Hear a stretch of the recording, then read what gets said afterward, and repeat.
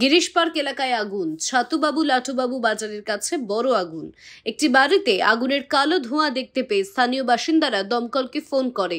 দমকলে প্রথমে 2টি ইঞ্জিন আসে, পরে আবার 3টি। মোট দমকলে ইঞ্জিনের সংখ্যা 5। এখনো আগুন নিয়ন্ত্রণের কাজ চলছে। খবর পেয়ে ঘটনাস্থলে আসেন মন্ত্রী শশী পাঁজা।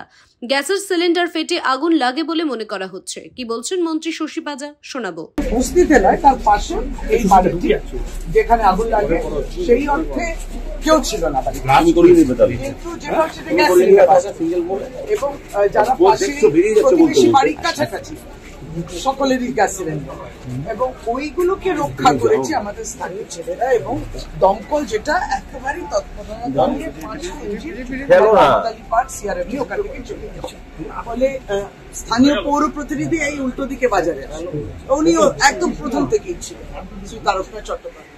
প্রত্যেকে অত্যন্ত তৎপর এবং নিশ্চয়ই সজাগ, এবং আমাদের উৎসটা জানতে হবে, এটাও ঠিক কারোর প্রাণহানি তো নয়, জীবনহানি এসব কিছু নয়। যে বাড়িতে হয়েছে সেখানে যে গ্যাস সিলিন্ডার বাস্ট করেছে সেটা নিশ্চয়ই ওটা আরেকটু অ্যাগ্রাভেট করেছে সিচুয়েশন, নাহলে আরো তাড়াতাড়ি নিয়ন্ত্রণে আসতো। সবটা নিয়ে স্থানীয় পুলিশ যে আছে তারা এবং এই দমকলের 5টা ইঞ্জিন সঙ্গে সঙ্গে আসে, পুরোপুরি এখন নিভে গেছে। আপনারা দেখছেন ইউএন লাইভ, বাংলা খবরের শেষ কথা।